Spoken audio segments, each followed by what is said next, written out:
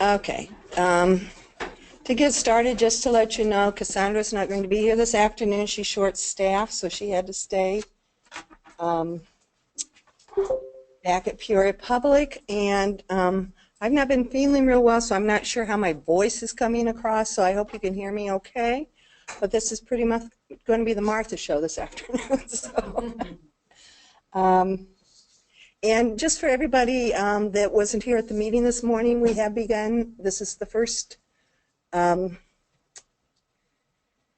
that we are going to be recording these meetings, so we hope everything is working out okay. And then when we're done, if you're not actually here in the future, hopefully you'll be able to go back and listen to the recording if we have done everything correctly. So if you've got somebody back at your library that you think might want to listen to this, you can let them know, and we will let you know for sure or not if there are recordings after we're completely done. So, okay, let's start with introductions. And Amanda, you want to go first? Yeah, I'm Amanda Gray, the RSA Services and Implementations Coordinator. Elizabeth Weil, Henry Public Library. Nicole, the Final Library. Robert Diskin, Park Library, Barkerville. Janine Murphy, Spooner Library, Cuba. Roxy Paulson, Morton Library. Amy. Go ahead, Amy. Amy Gould, Kiwani Public. Sarah Arnold, Keeling Public. Sarah Wayne, Peoria Heights Public. Jane Bradbury, Good State Hall. Rebecca Norman, Public Library. Julia Golden County, Nicole Public. Ernie Garcia, Peoria Public. Sarah Nicholas, Nelson Public. Nancy Turpin, Delaware Public. Erica Laughlin, RSA Cataloging and Database Manager. Mary Calhoun, RSA Cataloging and Database Coordinator. Hannah Aaron, RSA Database and Operations Coordinator. Okay. And who's online? We have Linda Lipke from Galva Public, Ann Turnbull from Kiwani Public, Beth Dutlinger from William Evans Library. We have Don Smith from Illinois Prairie District Public Library, Debbie Huntington from Black Hawk College, Katie Sumner from Market Heights, Tina Murphy from Dunlap Public Library District, and Teresa Johnston from Conlap.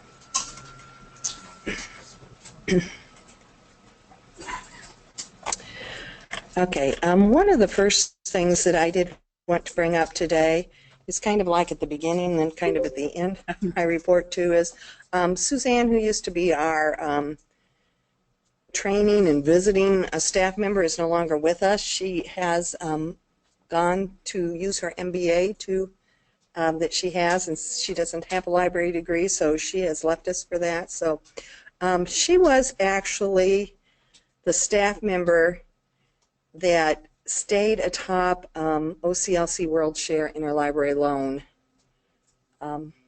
information. So we are no longer going to have a staff member that is going to be doing that. So we just want to make you aware that if you have OCLC World Share Interlibrary Loan questions, that you need to go directly to OCLC with those questions, because there's nobody else on the staff currently that knows that much about it, and we don't want to be giving you false information. And besides that, you guys pay big money to OCLC, so they might as well be answering your questions. So I did have some contact information here where you can contact OCLC for support if you need it. Let me just, it has a telephone number and a link to their page. So on this circulation committee document. On the circulation committee document that is out on our page, I also have a little more information. There is a link on here to go to a subscribe page where you can go in and subscribe to information from OCLC. And I suggest if you're doing OCLC World Share ILL that you go out and subscribe to this. See if I can get out here. Oops.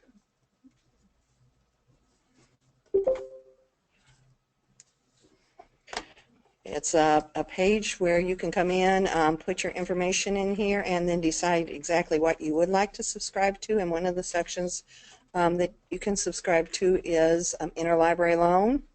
Then they will send you information. Also, anybody that maybe the other day was trying to use WorldShare ILL and was having a problem, OCLC, for some reason, everything on OCLC was down. I mean, you couldn't even get out to their webpage and get into anything. Well, one of the things that you can actually subscribe to here is a system alert, so that if something does go down, they will send you an email and let you know that, except for the other day, they weren't even sending out system alerts, so I'm not really sure what happened at that point, but the majority of the time, if there is a problem, they'll send a system alert and say, you know, maybe WorldShare ILL is not working and that type of stuff. So I just suggest that you go out and go ahead and subscribe to that. And then there's also a page where you can see the release notes. So right now they're putting out release notes every couple months, so you can go out and see anything new that's happening with WorldShare. And then they also have a WorldShare ILL news, so you can go and check all those out right now. But I don't know how many of you in here do that, but if you've got somebody in your staff that does WorldShare ILL, you need to let them know that they'll need to contact OCLC for the support on that now. So.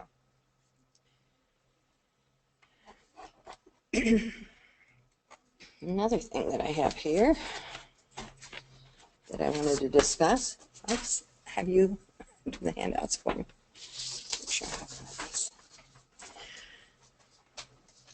This is something that I'm sure you probably have seen, but maybe don't quite, if you're not a cataloger, understand what's going on right now. But what is happening is that we are changing, or the cataloging world is changing from Anglo-American cataloging rules to RDA. And with the change of going from Anglo-American cataloging rules, I don't know why I can't say that, to RDA, what was called a general material designation is no longer going to be on the bib records. So what we have here is an example of it, and I know you probably have seen this and are noticing it when you go into workflows, and this is where you're going to notice it more often, is general material designator used to be the things that said like video recording, sound recording. They're right after the title on a bib record, so they show up right after the title when you're out in workflows. I have an example of. Where's my mouse?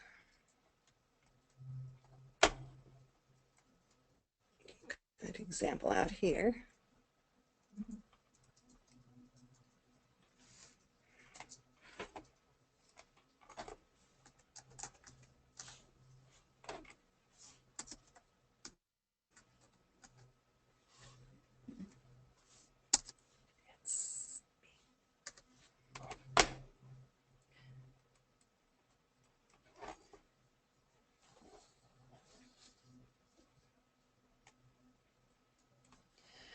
So what you see here, and this is a good example of a Great Gatsby, is that you've got some of them that say, like down here at the bottom, we've got some of them that say video disc and video recording.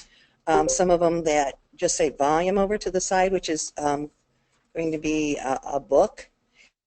And I think it was December of last year that we put this carrier type in here so that you can now see these different terms that are being used by RDA, and I want you to especially be aware of it, because I know sometimes if you're helping a patron and you're in workflows and you're looking for a format, I find myself not necessarily looking over to the right side of the screen. I'm still looking on the left side of the screen, and so sometimes there are things that maybe are video discs or sound recordings or something that you may not catch because they don't have anything after them, so you just think that they're a book. So I just want everybody to be aware that we are moving away from those GMDs, those sound recordings, those video recordings after the title, and we are moving over to these carrier types.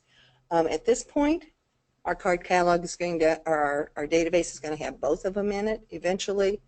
The sound recordings, the video recordings, the electronic resources, that part of it's going to be going away. So then I think that'll make it just a little bit easier because you always have to be looking over here on the left-hand side.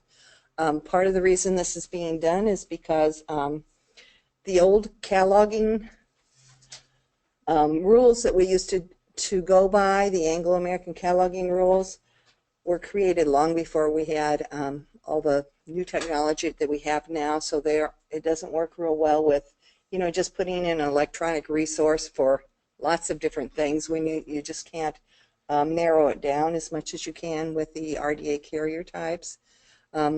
Also, we're going to the RDA because it's going to make our records more compatible with records out there on the internet. So, it'll make things link together better because that's coming in the future. So, like I said, I just wanted to make sure you're aware of this handout that I gave you, and that's also on the page, gives you a little more information about it right here, and where those carrier types are found on the record.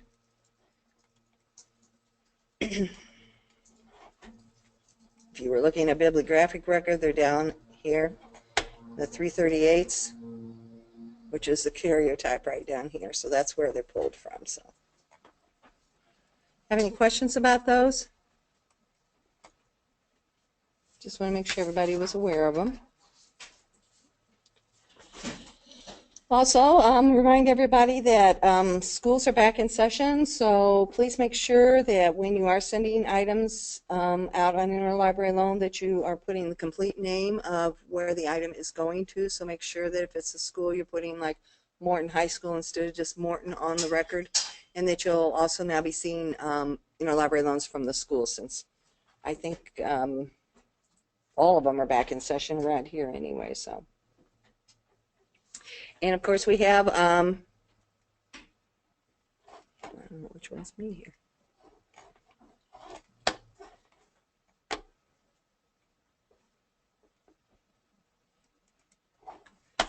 We have an RSA membership list out on our website, so just remember that it is out there.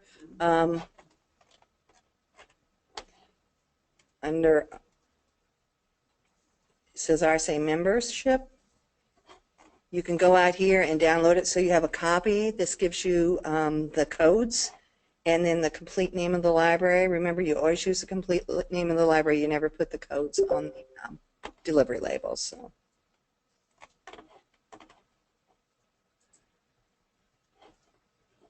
Any questions about that? Get back to my page.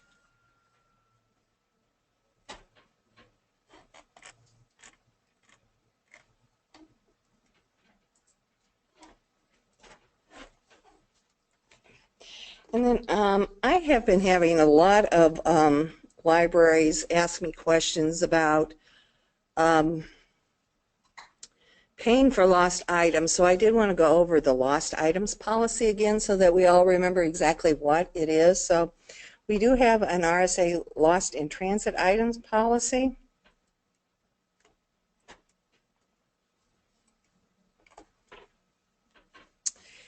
And basically what this policy says is lost items still charged down on a patron's record are the responsibility of the patron. If the item is lost in transit, both the owning library and the transiting library will check their shelves for the item. If the item is not found, the owning library will absorb the cost. So, as long as everybody is okay on that, then we have another one.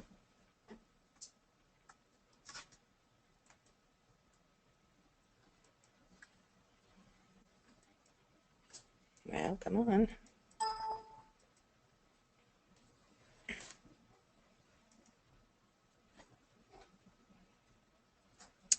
And this is our overdue notices and billing policy for extended circulation items. What we mean by extended circulation items here are your items that are sent between libraries.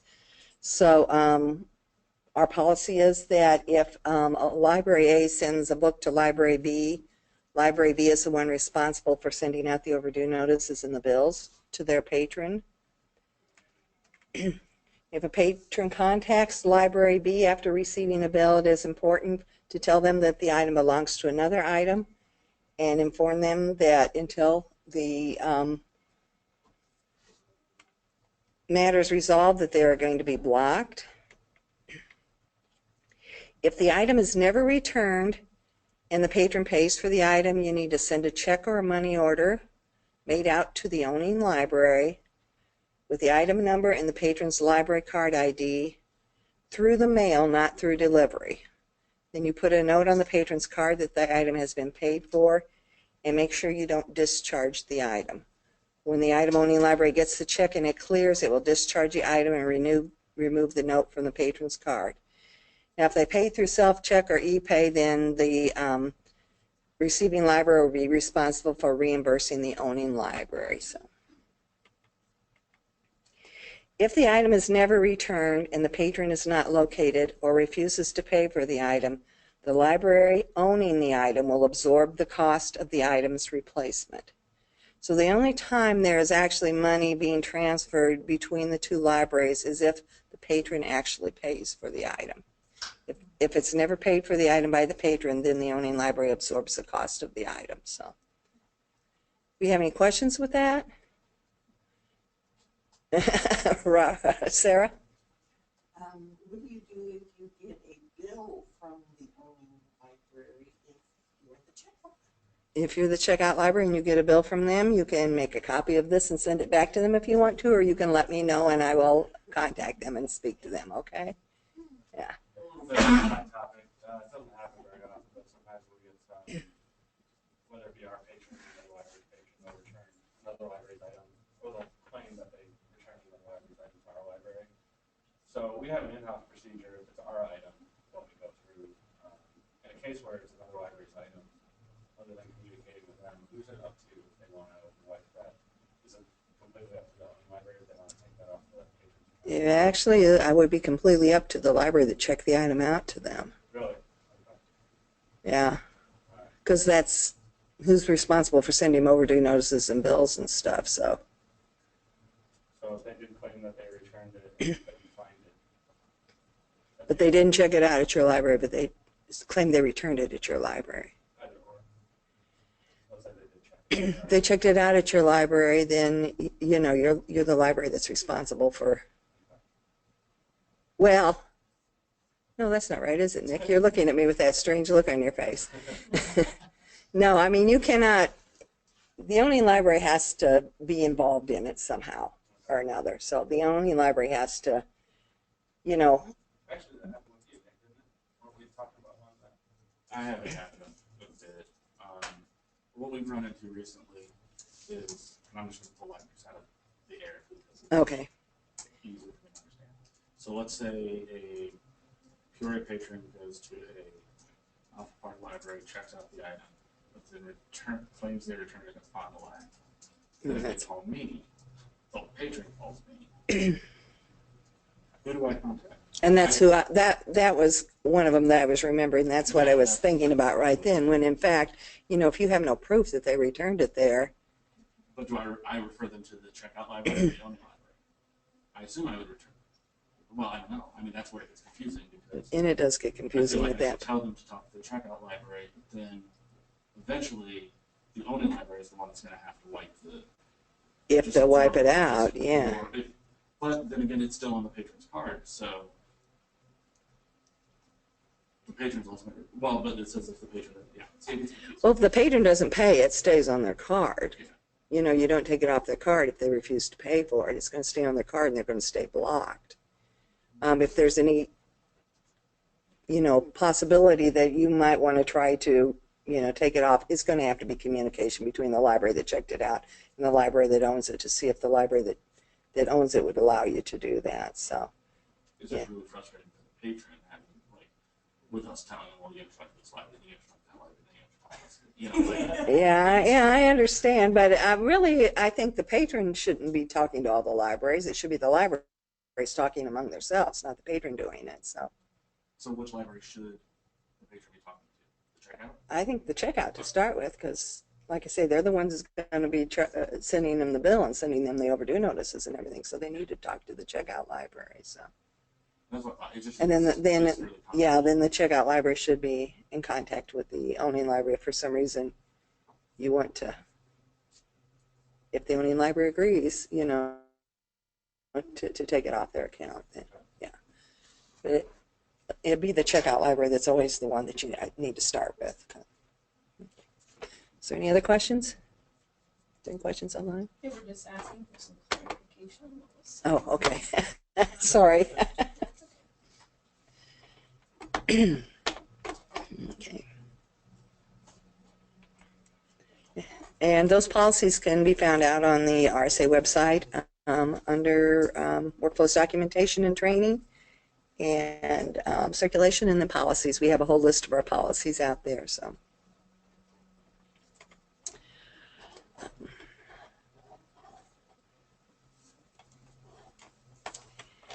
We are going to talk about the web page a little bit.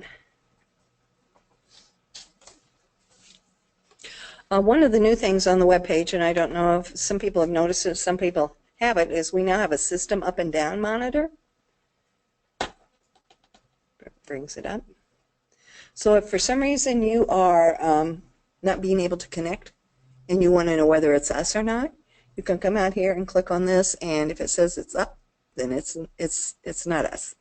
If we're not up, it's going to be red, and it will not have the green up boxes right there. So this is just one place where you can check just to be sure. So this is something that, well, I'll talk about that in a minute.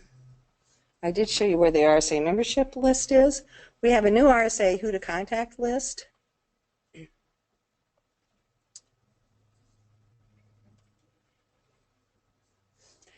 And this changes constantly when we're adding staff, getting rid of, not getting rid of staff, but staff left. Suzanne would not like to hear that. Excuse me.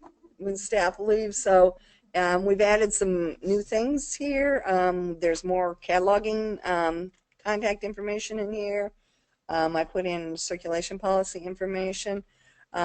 We took Suzanne's name out because she left. Miranda's name's added in lots of different places. Amanda is going to be working more closely with me on circulation and holds issues, so her name's been added to some areas where it wasn't previously. So just to let you know, this is out there.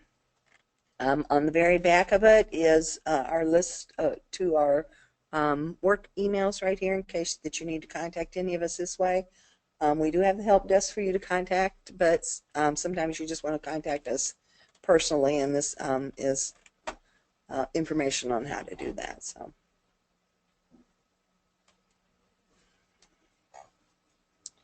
and currently this down here has not been updated yet. It's something that Kendall has to do, and since Kendall's been on vacation, he of course wasn't here to do that, and he comes back tomorrow, and then Monday he has jury duty. So I'm not sure how much he's going to. Hopefully, he's going to take his computer with him and try to work on stuff while he's waiting to see if he's going to be called for a trial or not. But very bad timing for jury duty. But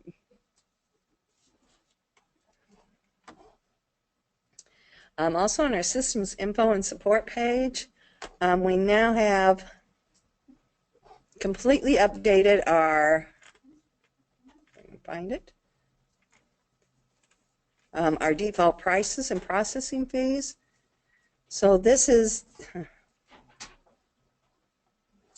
a list of processing fees and default prices from the different libraries up at the top, and then if you go down toward the bottom,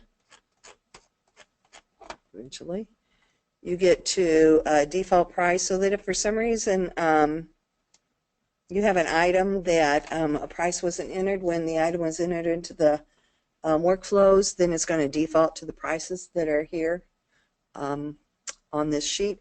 Up till, I don't remember when exactly you updated this for me, but for us, but up until then, we had some of our item types that did not have default prices. So hopefully, unless Erica's added some new ones, but I don't think she has added any new item types, they should be all okay right now. That's the newest one. Playway L, it's on there, Okay. so we're okay. We're going to, I was telling Barb, we're hopefully going to take advantage of Kendall's jet lag since we've been in Europe. And I have a request to make a new video game code, so we might add an item type here shortly. But he doesn't like to add item types, so we're going to try and take advantage of the jet lag. Yeah, he doesn't, because this seems to affect more of the reports and everything when you do an item type than anything else. So it's not just like adding an item type. You have to go out and touch lots of other things too. So.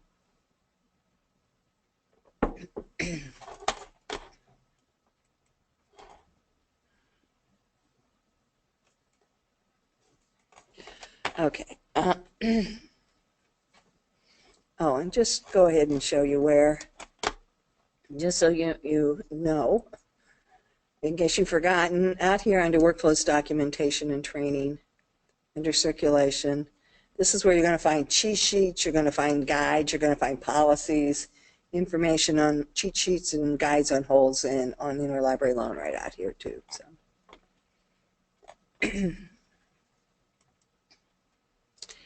And just to make sure that people are aware, we do have this monthly statistics area out here, and I don't know how many of you ever look at that or are aware of this, but this is a place where you can go and monthly see your current user count. So you go out here, and this is by library, so you can go out here and see, you know, how many current users you have, how many expired users you have. This is updated the beginning of every month. You can also see a holding count list.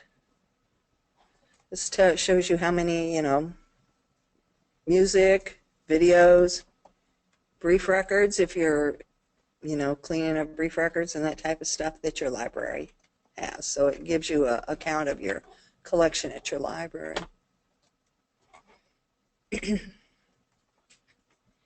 And then there's also different reports that you can go out here and see, you know, count by different locations in your library. So. I wasn't sure how many people were aware of that. And then you can also go out here and see some of the counts from what the staff is doing here at RSA for the past year. So you can see, since we've got the new cataloging staff here, how some of this stuff went from like 8 to like, now it's like 1,221 down here. So you can see that they've been working very, very hard. So. You should be proud of that, Erica.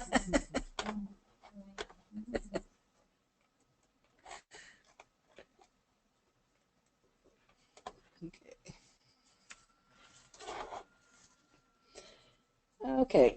A little bit of RSA update. Like I did say, Suzanne is no longer with us. We will be sometime in the next couple of months advertising her job. There is a little bit of, I don't know if I want to call it reorganization in Rails, but they are working on trying to make job titles more consistent between the different LSAPs. So I will probably wait until we actually get a job title on what her position will be, but we will be going and posting that in a few months because we aren't going to leave that position empty. So we have a new RSA Cataloging Database Coordinator, who is Miranda. Is she here? Yeah, Miranda's in the back there. And she's our newest Cataloging and Database Coordinator. So before Suzanne left, we were up to 10 employees. Now Suzanne's left, we're back down to 9 again, but we hopefully will be up to 10 before the end of the year, maybe, hopefully.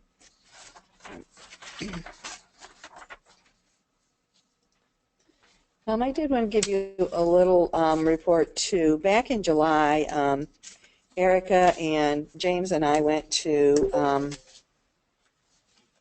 Ohio. We did a little kind of a networking visit to their automation program that they have over there, which is called SEO, which is Serving Every Ohioan, which is what I think it is. So it was really interesting. We've had contact with the staff members there lots of times at the CIRSE annual conferences at Kosugi, talking to them a lot, and they were very, very similar to to RSA. But once we got over there, we found although they're similar to RSA, they're very different from RSA. And so it was kind of an interesting exchange of ideas and seeing how they do things there one way and we do things another way. Some of the things that I thought was real interesting with them is although their delivery is also done through the state like ours is done, they have to pay for delivery. So if you wanted to get 5-day-a-week delivery, it's almost $8,000 a year to get 5-day-a-week delivery there. Depending on how much you want to pay is how many days a week you get delivery. And if you wanted your branch to have delivery, they would do it, but of course you'd have to pay for it. So, whatever you paid for is whatever you got over there. So that was kind of interesting. They also do for their interlibrary loan, they have 21 staff. So I do want to say that first before I say anything. Because they have 21 staff, they have a department that does, if you can't find anything anywhere, they have somebody that does the OCLC, like WorldShare ILL for their libraries. So they do have a department that does that over there. But they have enough employees that they can do that. So that was very interesting. Anytime you are sending something between libraries, you're sorting it yourself and you're putting it in a canvas bag and putting a label on it, saying, okay, everything in this bag goes, say, to Morton, and then you put a label on it and put it out for the delivery people to pick up. So it was very interesting, but they are the ones that gave us the idea for the system up and down monitor on the RSA webpage. So we did get, some ideas that hopefully in the future, they do a lot of training videos in using, they have their own YouTube station, so we are hoping to do something similar to that here in the future so that you can actually go out and view a training video or a short video, on how to do something like maybe how to place a book club hold or something like that. So hopefully when things calm down here, but I always say that and they never calm down. So when things calm down here, we can start working on that. So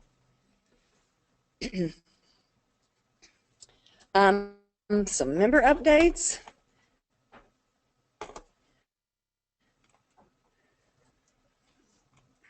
Get back to my page here.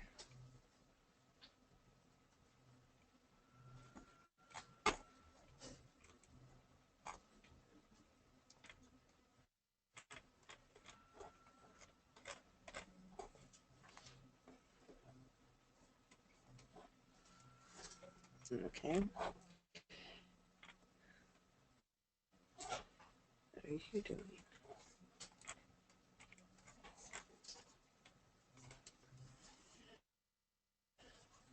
We do have Dwight High School that has been a long time RSA member. They were withdrawn from RSA. Pekin Public Library, they're no longer restricting holds on their collection. Macomb Public Library is still working on remodeling, so they are at this point still restricting holds on their collection. We have Virginia High School that began circulating this week. And I actually emailed her yesterday about something, and she said that it's been going great, and next week I will go and do holds training for them. So don't be surprised if you start seeing holds coming from Virginia High School. So McQuan and Avon and Valley are all in the process of upgrading from union list members. McQuan's a little further along than the other two, and I will be going later this month, 25th or something like that, to McQuan, and we're going to begin patron entry training at that time. So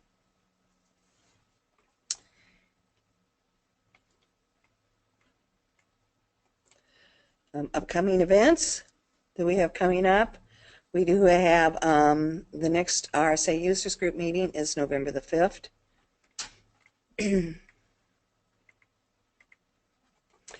Okay, the next thing that I wanted to talk about is the Ellinet Interlibrary Loan Code.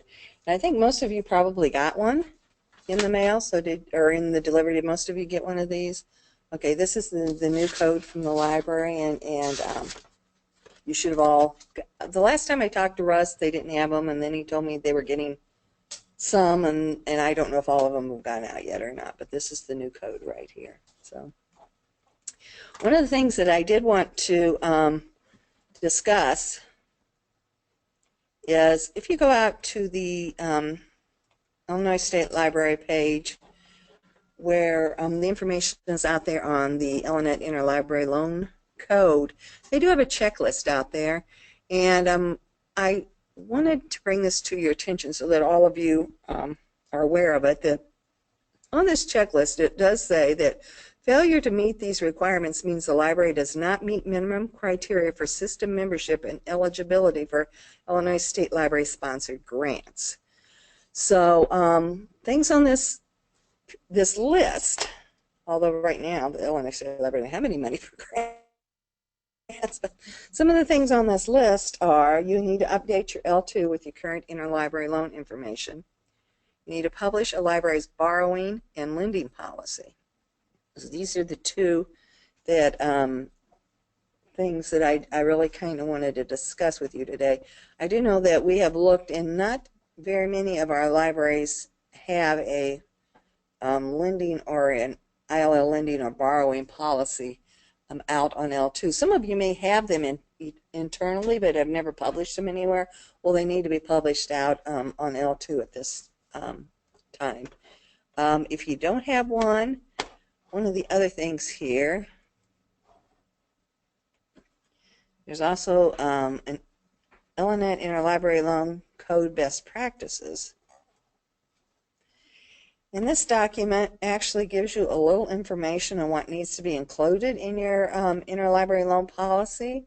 So there's quite a bit of information here: the effective date, the purpose of it, your borrowing guidelines. So all this is kind of a little outline that you could go by to create one of them so that you can actually publish it out on L2.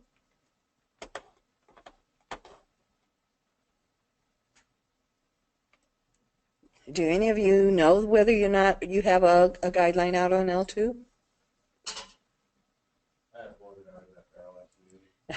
We didn't have a specific one, so I just talked to the director and I just uploaded our entire shared policy, which was like 6, 7 pages worth. So I was like, that should have it. It's in there somewhere. Yeah. Elizabeth. I'm trying to figure out what you put in a borrowing policy. I mean, lending policy, I understand. But Let's see if it talks about the borrowing policy in there. I mean, it talked about who can use it, so okay, I got that, but Outline borrowing guidelines, it says who can use ILL borrowing services at your library, if there's formats or fees, whose responsibility is it for late, lost, or damaged material. So all that, it looks like it's pretty much out there where you could come up with something that you could create and put out there. What I'm going to do here.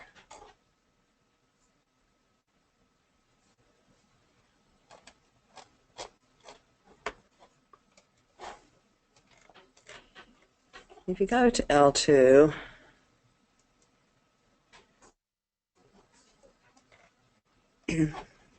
I do know that Kiwanis Public Library has one. Did you know you had one?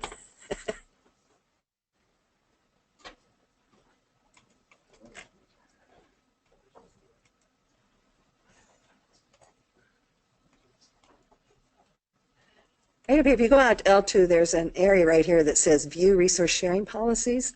If you click on this, this is the area that you need to have filled out. So it gives them contact information, you know, who you contact about certain things. And then down toward the bottom, you need to signify, you know, whether you loan certain types or certain formats. So do you loan, you know, Blu-ray? Do you loan DVD? Do you loan games? Do you loan whatever it is? So it's an area for you to come down here and do that. And then down at the bottom, this is where Kiwanis Public Library District Interlibrary Loan Policy is. So they have one down here. That was not it.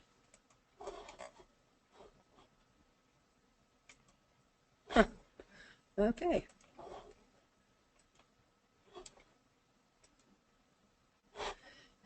It's not let me bring that up. So anyway, it's right down here. So if you want to go out and look at theirs, I also saw that there was Quincy Public has one, and Gale Borden Public Library has one. But it was real interesting when you go out and start looking, because there's a lot of libraries in the state that do not have a policy attached to it. So it's not just RSA libraries that don't. It's a lot of libraries in the state that don't have this. So I think it's something everybody will be working on. Hopefully in the near future, to go ahead and update that information. So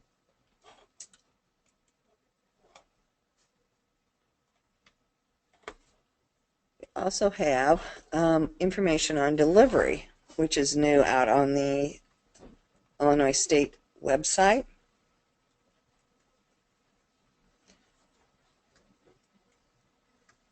It doesn't like me today.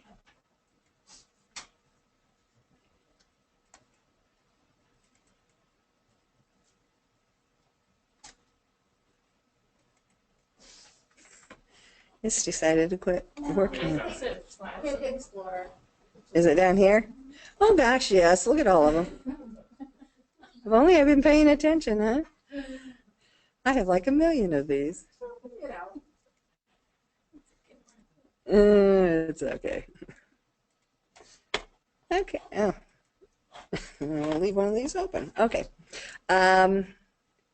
This is the web page that the State Library has for delivery services.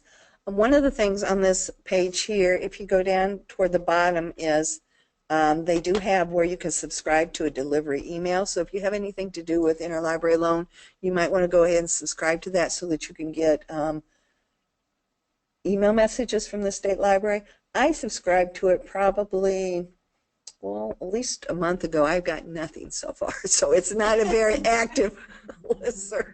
So you don't have to worry about, you know, that you're going to get bombarded by anything, because so far nothing. So. But it, you know, if something's coming up, it would be probably a good way of knowing what's coming up. So we do have delivery best practices here that explains responsibilities of the library, how to package things, which I thought was kind of interesting.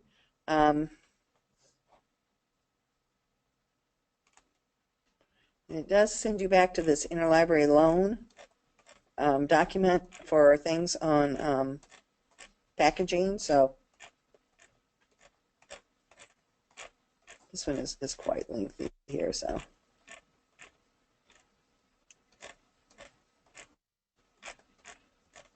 that all that information is out here. They want to make sure that you have your name on your item, which I know sometimes items come into a library, they don't have their names on it, so that gets really confusing. So make sure everything that you send has a name on it. It talks about bundling things here and what you can use for packaging, and protective packaging and that type of stuff here, and labeling information. So all that is out here on the Interlibrary Loan Best Practices page. So.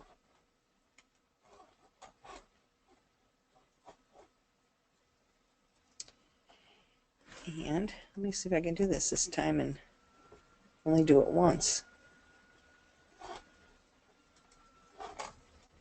And they also have a frequently asked question page. So,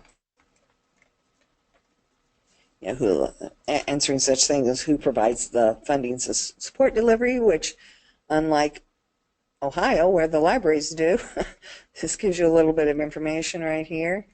What things are allowed, you know, what items are allowed to travel in delivery, and all that kind of information right here also. So.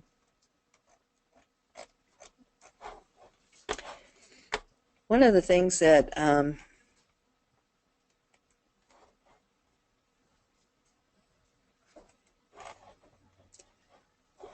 have.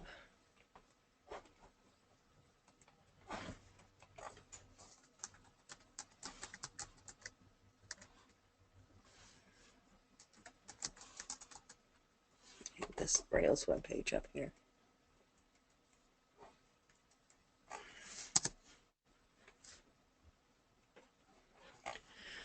One of the things that I did want to show you, as you're getting ready to go out and fill out the information on L2, there's actually a couple of little videos out on the Rails site under L2 Help. If you come out here and you click on where it says Account Creation,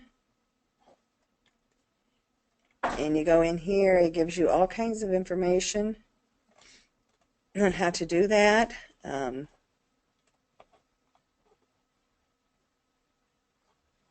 that part?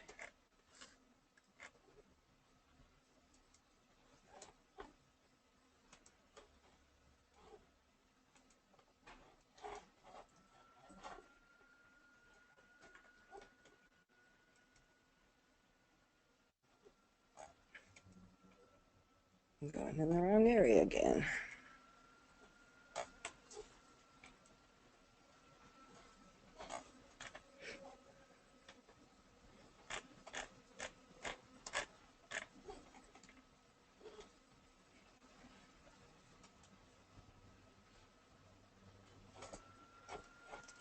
What it is it's like about 3 minutes. Each one of these, which gives you an overview of the resource sharing directory and what exactly it is. And then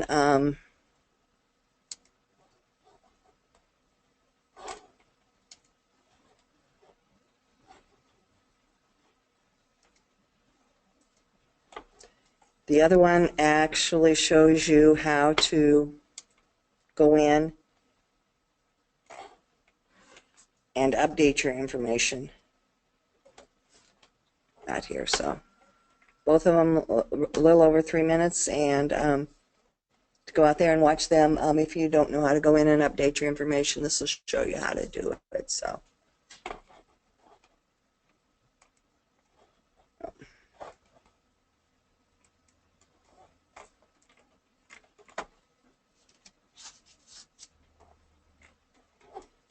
Okay. I have a lot of upcoming events that Rails is sponsoring right now. Now that we have a really active continuing education department, there's quite a few things out there that would be of interest to circulation and circulation staff. We have something coming up next Monday on Recharging Your Book Club. There is actually 2 of them. There's one next Monday on the 14th in the morning. There's one on the 28th in the afternoon. There's some eRead Illinois training. There's one coming up locally. There's one in Quincy, I know, coming up. There's Influencing Positive Outcomes that are coming up in Quincy. So there's several different things that you can attend either virtually or you can attend at the different video conferencing sites. And if you go out to the excuse me, the Rails webpage, and you're going to continuing education, there is all kinds of things listed right here. So this is a good way to go in. Here's a collection, development, and weeding best practices, influencing positive outcomes. So there's all kinds of things out here that you could go out and look and see what's coming up that you might want to attend yourself, or you might want to send some of your staff to. Like I said, a lot of it is virtual, so they could just watch it at a computer in the library.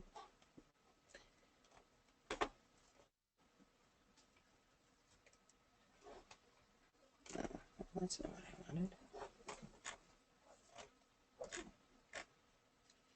And then some of the stuff gets archived, so you can actually go out and watch it at a later date. So here's some of the archived stuff that's recently been archived over here to the side. So, do you have any questions?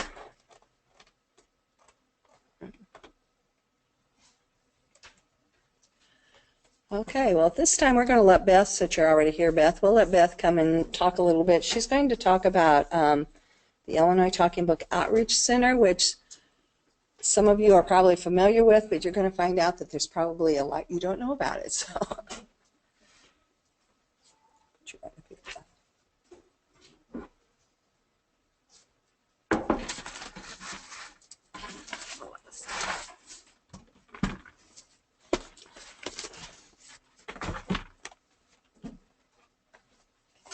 guys want to pass this out?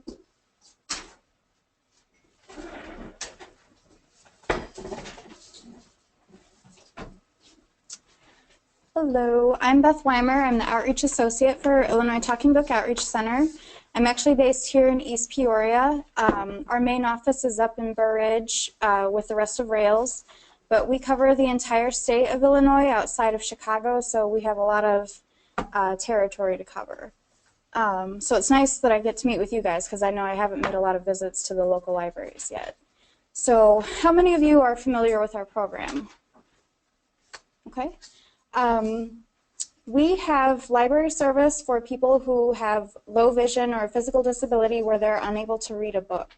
So anybody who has any kind of visual impairment like glaucoma, cataracts, if they've had surgery, anything like that, they would qualify for our program. And then we also service people who have a physical disability where maybe they're unable to turn pages or hold a book.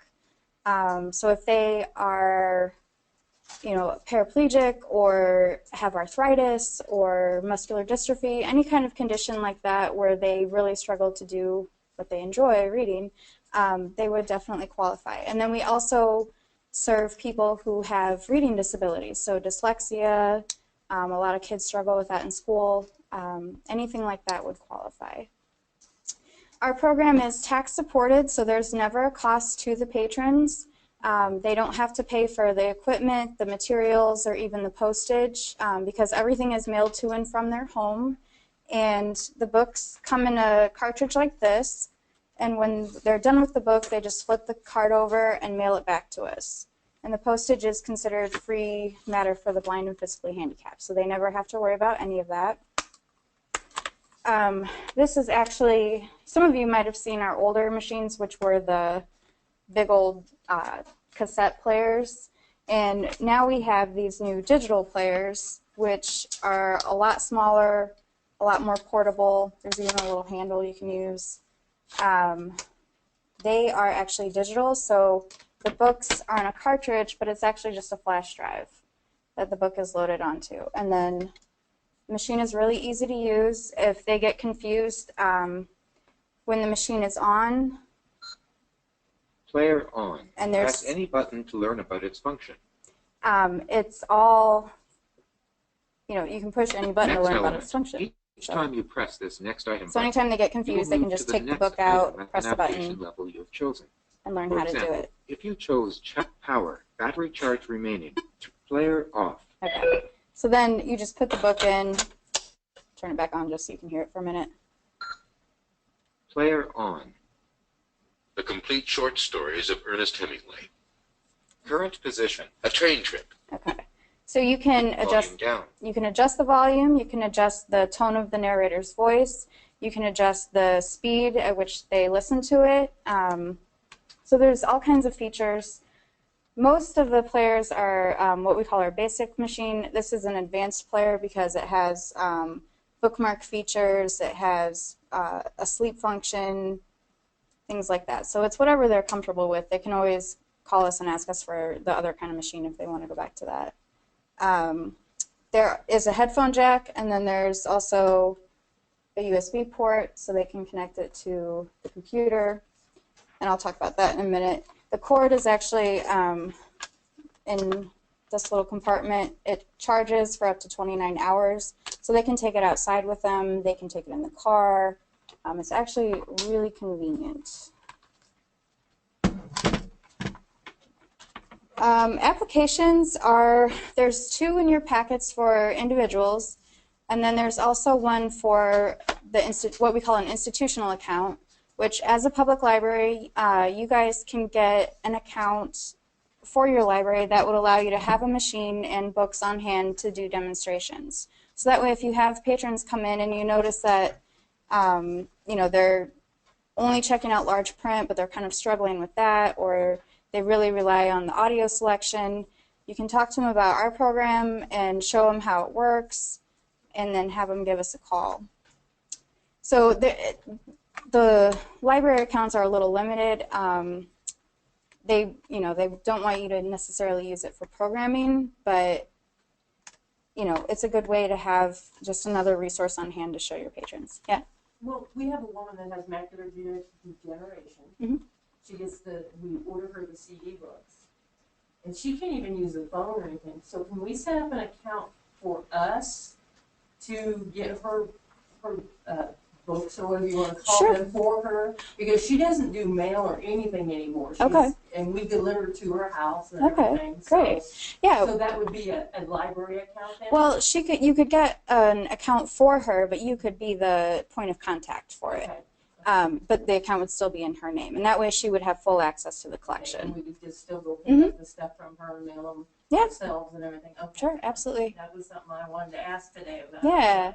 Yeah, no, that's great. That's what we want you guys to do, is to be able to help patrons with this, because a lot of times, you know, they do kind of, depending on what their level of ability is, they do kind of struggle with it sometimes, or you know, they just want to get to the library still, Yeah. or have some kind of contact like that. So that would be great. Okay. Let's see. Our collection, well, the way our program works, it's a national program, so it's available in every state, and it's administered through the Library of Congress and the National Library Service for the Blind and Physically Handicapped. And then in Illinois, each state is set up a little differently, but the Illinois State Library is our regional library, and so they actually house all of our collection. We have over 130,000 books right now, 75 magazines, and then 500 descriptive DVDs, which those, if you're not familiar, that's when there's added narration to describe, you know, the actions or the rest of what's going on in the movie besides the dialogue. Then the rest of the network, we have a center in Chicago. They cover the residents of Chicago. And then we have a machine lending agency in DuQuoin in southern Illinois that handles the repairs and maintenance of all the machines. So, yeah, that's how it works in Illinois. Our collection contains, I mean, we have everything you can imagine: popular, nonfiction, fiction, bestsellers, new releases. It may take us a couple months to get it available, but we try, especially like when To Go Set a Watchman came out this summer, they had that up in a couple of weeks. So it depends on the demand of the book, but they'll try to get it available as soon as possible. We have books for children. We have, you know, young adult novels, nonfiction for children. We have, we outsource actually to the Utah Library for Braille materials, but we do have those available as well. And then we also have newsletters and the Talking Book Topics, which comes out every 2 months. And this is a catalog in large print that has all of our new additions to the catalog. So we don't have, our online catalog is the only place you can search through our whole collection. This just has the new additions. And then there's an order form in the back that they can fill out and mail into us with their orders. They can also call us at the 1-800 number Monday through Friday, 8:30 a.m. to 5 p.m. to talk to a reader advisor, and that they can order books that way. They can email us. They can have somebody do it on their behalf. They can order directly off the online catalog. So there's a lot of different ways to connect with us depending on, again, their ability and what they're comfortable with. Most of them like to call and talk to us just because, but so this comes out, and then the really cool thing that we have now is called BARD, which is the Braille and Audio Reading Download.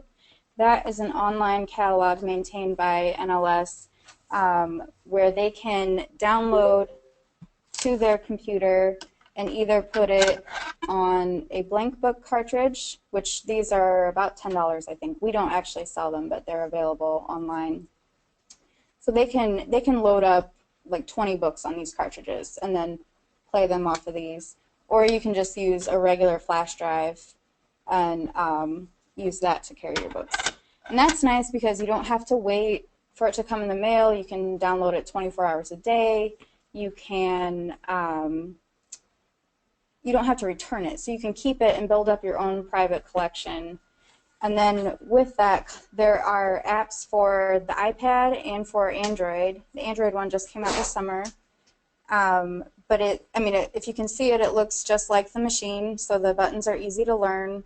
It's compatible with VoiceOver, and with Android, it's compatible with TalkBack. So they can download directly to their phone or their iPad, and then, have their own library with them at all times. So that's pretty fun. And a lot of the younger people really like that because they don't necessarily want to carry this around, but their phone or whatever, it's cooler. Let me see. I think I've talked about everything. Oh, with the applications, the other part where you guys come in is you can certify their disability. The applications, on the second page, everything has to be certified that, yes, they do have a qualifying condition. The only exception is with a reading disability, for some reason, they require a medical doctor sign off on that. But you can qualify any kind of physical or visual disability for that person to say, yes, they qualify for the program. Do you guys, I guess I could tell you, okay, we do have on our website, which I'm not going to pull up right now. We're kind of in the process of making some changes to it, but we do have, there's a tab called Partner Resources for agencies and libraries that work with us. We will have materials on there for you guys to download. Our brochure is available for you to download and pass out if you need a couple right away. We have a PowerPoint presentation that you can show to your staff or show to patrons who are interested if they want to know more about the program.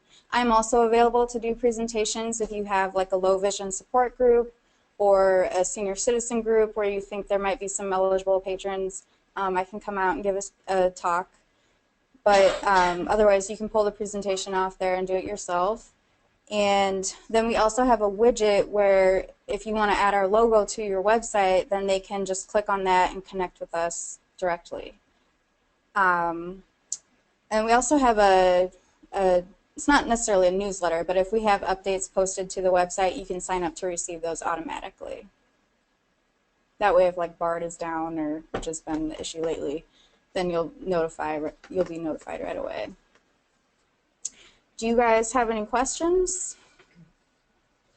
Yeah. Can you get a player for the library itself so you know what it is, so you can see if the person's going to be able to handle it? Yeah. Yes. Yep. That's what I'm asking. Yep. That's with the library institutional account. You would have one of these on site. We just ask that you don't necessarily like check them out to patrons, or just have them use it in the building. And Beth, it's also true that if somebody just has they just broke their arm or something and was having trouble holding the book, they could just, even for a short period of time. Yeah, it can be a temporary condition. Exactly. So if even be like cataracts. Yeah, even if they'll eventually be back to their normal self, they can use it for 6 months, however long they need it. They can even, if they live in Florida for 6 months out of the year, we can transfer their account to Florida while they're down there, or put their account on hold if they're, going into the hospital or traveling or something. We're pretty flexible with stuff like that. So all they have to do is call us or have somebody call us and let us know, we don't want to receive it for 2 months, or, then we'll check back and put them back in circulation. They can, I should mention this too, they can receive as many books as they want. Some people, they just want 1 book a month. Some people want 40. So it's however much they can go through at their own pace. And if they're getting overwhelmed, we're sending them too many books at a time, all they have to do is call us and just say, take me back down to 1 book at a time, or, something like that. We can definitely adjust, what they're receiving and how often they get it. They can, directly order everything they want, or they can have it set up so that, if they like adventures and mysteries by specific authors, we can automatically generate that to send out to them, every week. So it really just depends on how they want to use the program. I think that's about it. If you guys have questions or anything, you can always give me a call. Our number is a 630 number, so I just put the 1-800 on there, but you can ask for me or you can talk to any of the reader advisors. We're always available to answer questions. Anything else? If you want more brochures to take back with you today, just let me know. I have a ton on hand. I also included a poster you can put up. We have some more of those if you want them. So anytime, or if you have an event coming up or something like that, just let me know. We can get you more materials too. Okay. Thank you.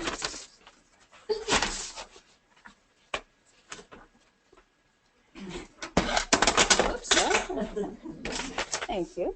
And they're probably pretty Sturdy, they're aren't they? Pretty sturdy. Okay. Do we have any other circulation business that anybody wanted to bring up today? Yes, ma'am. I wondered, my director sent this question with me. Has anybody downloaded the Windows 10 and how is it doing with the workflows? We haven't done it yet, and she's been kind of leery to know whether how it's working before we even try it. We had a question sent about this a couple weeks ago. Workflows does work with Windows 10. Does it? Yes. We have on computers, and to my knowledge, we haven't had any problems. Okay. Now the question was, how does workflows work with Windows 10? And it sounds like it's working fine with Windows 10. Yeah, Fond du Lac says they have it on a couple of computers. Yeah. Any other questions or? Commission? Yeah, Nick? Anybody else have launch pads? Does anybody have launch pads?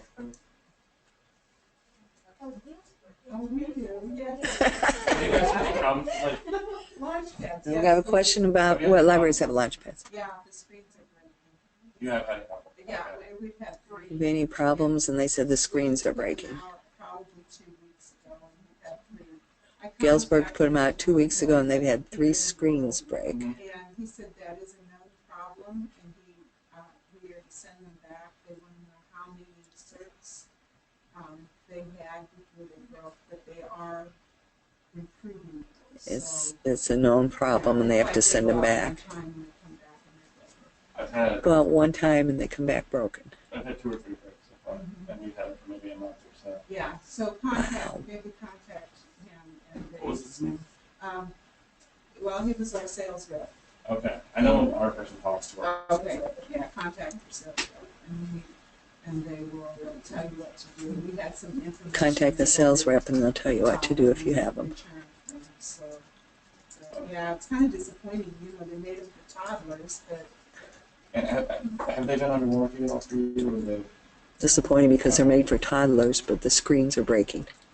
Did your circulation make you talk? I noticed since I saw a news story on the local, news, a TV news story, that did the search take off after that? Question was, I'm honestly not sure. We sort those out of our children's department. did the circulation take off after the news story was done on Fond du Lac having them? And Nick said he's not sure. He doesn't work in that department. I'll check though, and next time I call you guys, I'll let you know. That'd be great. I'm just curious.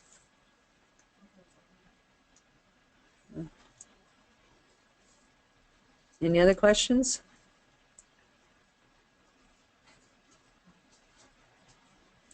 Well, if not, we are done for today. And it sounds like it's been raining on the roof, so.